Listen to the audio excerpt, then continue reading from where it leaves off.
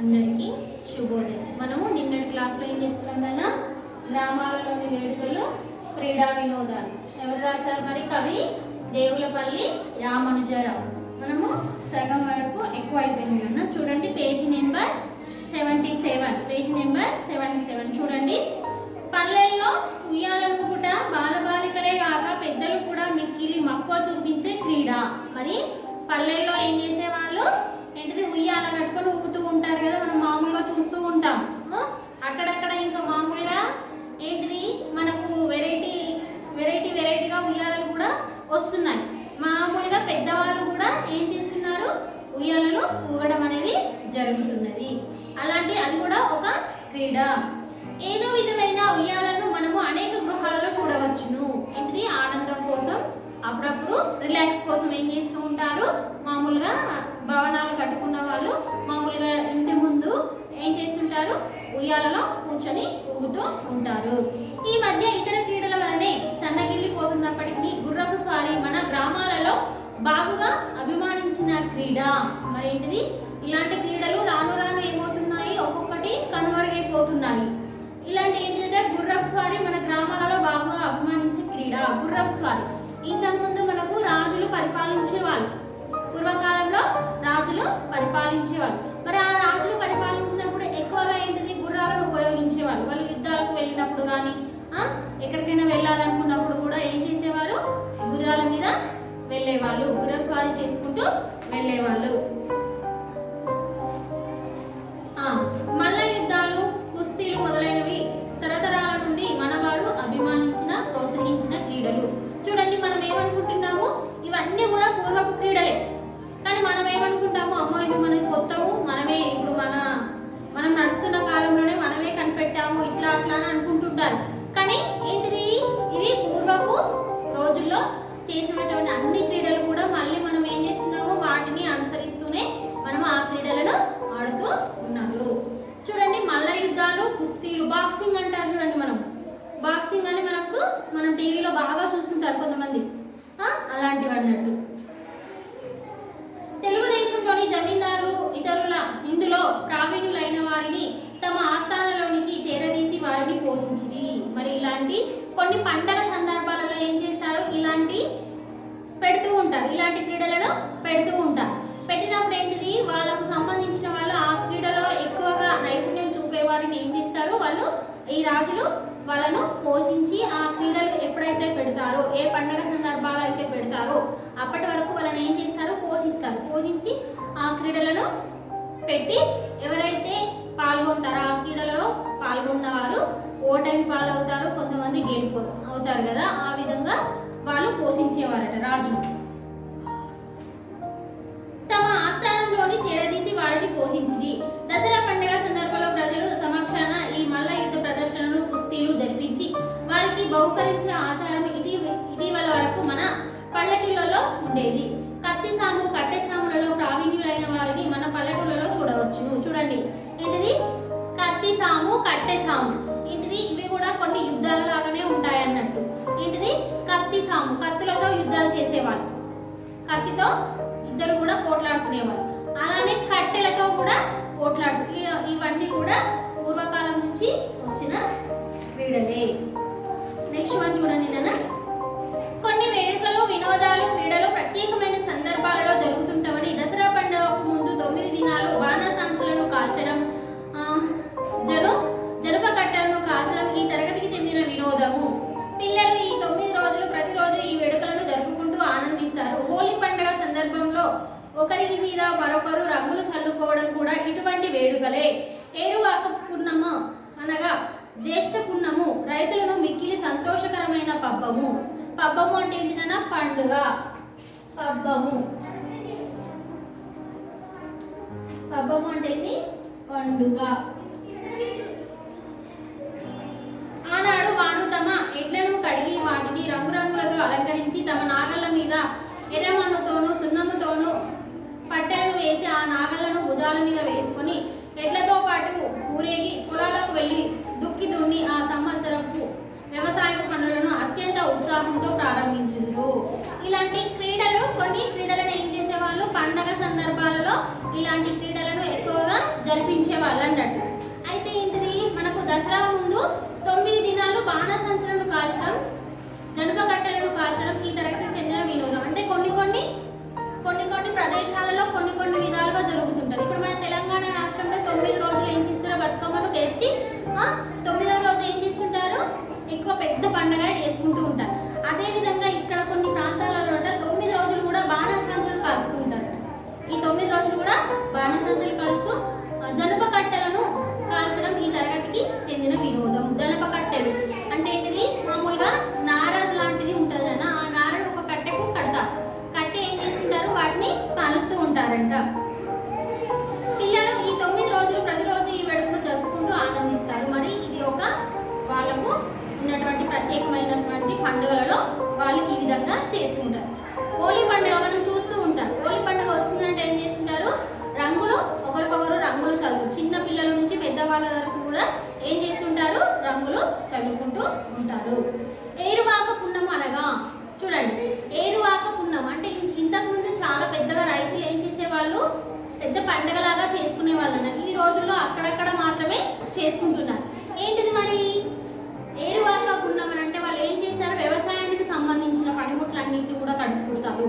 కడిగి ఎడ్లను బాగా కడుగుతారు. ఎడ్లను కడిగి వాటికి బొట్లు పెట్టి వాటికి దండలు వేసి ఆ బండ్ల మీద వాళ్ళు ఏంటిది ఆ పొలంకు వెళ్తూ ఉంటారు. వెళ్ళి ఏం చేస్తుంటారు, అక్కడ నారు పోస్తారు. నారు పోసి అక్కడ కొంచెం వాళ్ళు పెద్ద పండగలాగా చేసుకుంటారట. అంటే ఈ సంవత్సరము మాకు ఏంటిది ఈ పంటలో చాలా దిగుబడి ఇవ్వాలి అని కోరుకుంటూ దేవునికి మొక్కుకొని వాళ్ళు ఆ పనిని ప్రారంభించడం అనేది జరుగుతుంది.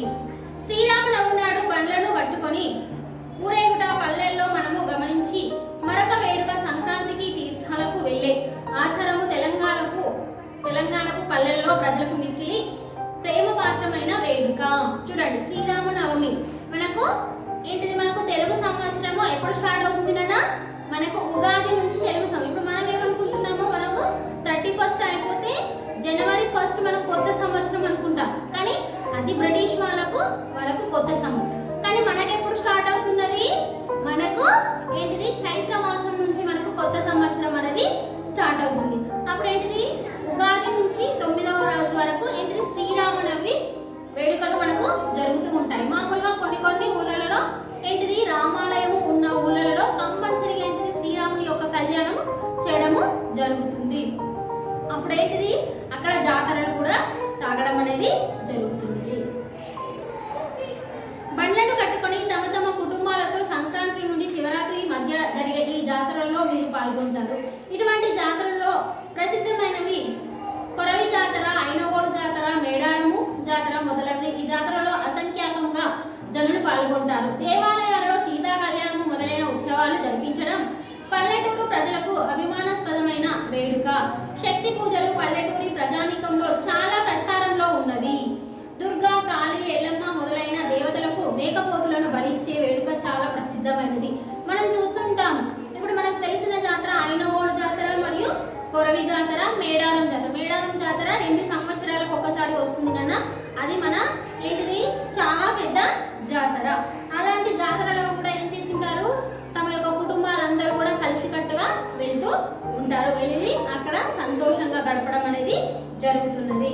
అక్కడ చూసిన విశేషాలను వాళ్ళు అక్కడికి వెళ్ళి దర్శించుకున్న విషయాలను వచ్చి చెప్పుకుంటూ వాళ్ళు చాలా సంతోషపడుతూ ఉంటారు. ఈ విధంగా అన్ని తరగతుల వారికి అభిమానాస్పదమైన వేడుకలు, వినోదాలు మన పల్లెటూళ్ళలో పుష్కలంగా ఉన్నవి. కొన్ని వినోదాలు, క్రీడలు స్త్రీలకు మాత్రమే ప్రత్యేకమైనవి. ఇందులో కోలాటము ముఖ్యంగా పేర్కొనదగినది. కాముని పున్నమునకు ముందు వెన్నెల రాత్రులలో యువతులు ఈ కోలాటము వేసే పద్ధతి తెలంగాణకు పల్లెల్లో బాగా ప్రచారంలో ఉన్నది. ఈ విధంగా కొన్ని చాలా తరగతులకు సంబంధించిన ఇప్పుడు మామూలుగా కొంతమంది ఏం చేస్తుంటారు, కొన్ని ఆటలను ప్రత్యేకంగా వాళ్ళే ఆడుతూ ఉంటారు. అలా స్త్రీలకు సంబంధించినవి ఉంటాయి, పురుషులకు సంబంధించినవి ఉంటాయి. ఇప్పుడు స్త్రీలకు సంబంధించినవి ఏంటివి, కోలాటం. కోలాటం ఏంటిది, స్త్రీలు ఆడడము జరుగుతుంది. మామూలుగా ప్రత్యేకమైన కొన్ని సందర్భాలలో ఏం చేస్తుంటారు, పూజలు జరుగుతున్నప్పుడు ఏం చేస్తుంటారు, ఈ కోలాటం ఆటలను నిర్వహించడం అనేది జరుగుతుంది. ఇప్పుడు మామూలుగా మనము పెళ్లిలో కూడా ఏం చేస్తున్నారు, ప్రత్యేకంగా కూడా ఈ కోలాటపు ఆటలను పెట్టడం అనేది జరుగుతుంది. కాముని పున్నమునకు ముందు వెన్నెల రాత్రులలో యువత పల్లెటూరులో బాగా కాముడి పున్నము అంటే మనము హోలీ పండగ ముందు ఏం చేస్తుంటారు, వీళ్ళు ఇలాంటి కోలాటము ఆటలు ఆడుతూ ఉండేవాళ్ళట. పురుషులు కూడా కోలాటం వేయడం, ఆ సందర్భాలలో పాటలు పాడడం కొన్ని ప్రాంతాలలో కనిపిస్తుంది. అందుచేత దీనిని స్త్రీ పురుషులకు సమాన ఆదరణీయమైన క్రీడ అని కూడా చెప్పవచ్చును. ఇలాంటి ఆటలు కొన్ని ప్రదేశాలలో స్త్రీ పురుషులు ఇద్దరు కూడా కలిసి పాడటం అనేది జరుగుతున్నదట. ప్రత్యేకంగా బాలికలు అభిమానించే ఆట చెమ్మ చెక్క ఆట. ప్రత్యేకంగా బాలికలు అభిమానించే ఆట ఏంటిది? చెమ్మ చెక్క ఆట. మామూలుగా మనము చూస్తూ ఉంటాము, చిన్నపిల్లలు ఏం చేస్తుంటారు, ఇద్దరు ముగ్గురు కలిసి ఏం చేస్తుంటారు, చెమ్మ చెక్క ఆటలు బాగా ఆడుతూ ఉంటారు. తెలుగు సీమలలో ఏ పల్లెటూరికి వెళ్ళినా చూడవచ్చును. ఏంటిది?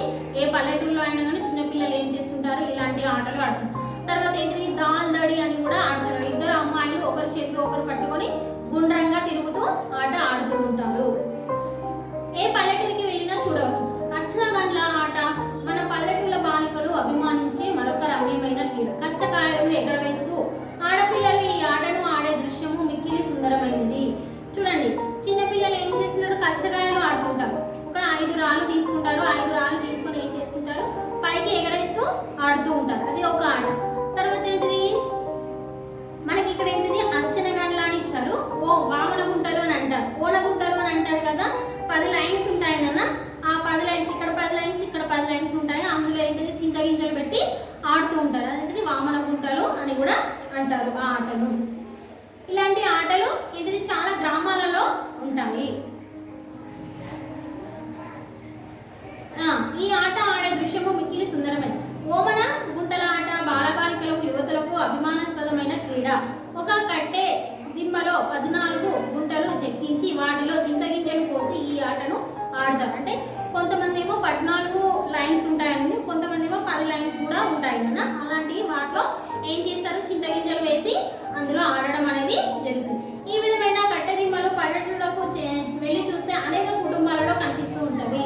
ఇప్పుడు చాలా మందికి ఏంటి, కొంతమందికి తెలియదు నన్ను, కొంతమందికి మాత్రం కొందరి ఇళ్లలో ఇలాంటి ఆటకు సంబంధించిన వస్తువులు ఉంటాయి. గుజ్జన గుళ్ళో ఆట కూడా బాలికలకు ప్రత్యేకమైనది. రుక్మిణీదేవి చిన్నప్పుడు ఈ ఆటను ఆడినట్లు భాగవతంలో పోతన గారు తెలిపినారు. బొమ్మరిండ్లలో కూర్చుండి బాలికలు గురువులలో రకరకాల వంటలు వంటి వడ్డించినట్లుగా వినోదించే ఈ ఆట ఆడపిల్లలకు మిక్కిలి ప్రియమైనది. గీరడ గింజల ఆట బాలికలు అభిమానించే మరొక క్రీడ విశేషము. ముగ్గులు వేయడము పల్లెటూరు బాలికలకు యువతులకు మిక్కిలి ఆహ్లాదకరమైన వేడుక. చూడండి నాన్న, చిన్నపిల్లలకు సంబంధించిన ఆటలు చాలా ఉంటాయి. చిన్నపిల్లలకు సంబంధించిన ఆటలు ఈ వామన గుంటలు కూడా వాళ్ళు ఆడుతూనే ఉంటారు. అలానే ఈ కచ్చకాయలు ఆడుతూ ఉంటారు. అలానే ఏంటిది, బొమ్మరిల్లు. మనకి మామూలుగా ఎప్పుడు వేసుకుంటారు మరి బొమ్మరిల్లు? సంక్రాంతికి ఏం చేస్తుంటారు, పుట్టమన్ను తీసుకొచ్చుకొని ఏం చేస్తుంటారు ఈ చిన్నపిల్లలు, ఏంటిది వాళ్ళ మమ్మీని అడుగుతూ ఉంటారు, వాళ్ళ అమ్మను అడుగుతుంటారు, అమ్మ నాకు బొమ్మరిల్లు కట్టించు అని ఏం చేస్తుంటారు, ఆ బొమ్మరిల్లు కట్టి ఏం చేస్తారు, ఆ సంక్రాంతికి కూడా ఏంటిది చిన్న చిన్న కుండలు ఇస్తారు. కుమ్మరి వాళ్ళు వచ్చి ఏం చేస్తుంటారు, చిన్న చిన్న కుండలు ఇస్తారు. ఆ కుండలలో ఏం చేస్తుంటారు, వాళ్ళు కూడా మన ఇల్లునైతే ఏ విధంగా పరిశుభ్రంగా ఉంచుకుంటామో ఆ విధంగా ఆ బొమ్మరిల్లును కట్టి అందులో ఒక పొయ్యి పెట్టి తర్వాత ఆ గురువులకు సంబంధించిన కొన్ని అవి పెట్టి అక్కడ అన్నిటిని కూడా అక్కడ ఏర్పాటు చేసుకోవడం జరుగుతుంది. ఆ రోజు తెల్లారి ఏం చేస్తుంటారు, అందులో ఆ చిన్న చిన్న గురువులలో వండుకొని ఒక 2-3 పిల్లలు కలిసి వాళ్ళ ఇంట్లోకి వీళ్ళ ఇంట్లోకి వాళ్ళు వెళ్తూ ఆ వంటలను వండుకొని తింటూ ఉంటారు. ఆ విధంగా పిల్లలు చాలా వినోదంగా ఆడుకుంటూ ఉంటారు. రకరకాల ముగ్గులు వేయడంలో నైపుణ్యం ప్రదర్శించే స్త్రీలు మన పల్లెటూళ్ళ ముందు పుష్కలంగా కనిపిస్తుంటారు. మనకు సంక్రాంతి ముందు ఏం చేస్తూ ఉంటారన్న ముగ్గుల పోటీలు కూడా పెట్టడం అనేది జరుగుతుంది. సంక్రాంతి అంటేనే మనకు ముగ్గుల పండగ. సంక్రాంతి అంటేనే మనకు ముగ్గుల పండగ చెప్పుకోవచ్చు. చాలా రకరకాల ముగ్గులను కూడా వేయడం జరుగుతుంది. అలానే ఏంటిది గీతల సహాయంతో కూడా ముగ్గులు వేయడం అనేది జరుగుతుంది. ఈ ముగ్గులు తెలుగు పడుచులు సౌందర్య రక్తికి కళాభిరుచికి మేలి ఉదాహరణలు. మరి ఏంటిది, ఇలా ముగ్గులు వేయడము అనేది స్త్రీలలో వాళ్ళ యొక్క నైపుణ్యాన్ని తెలుపుతున్నది. ఈనాడు ఎక్కువగా వ్యాప్తిలో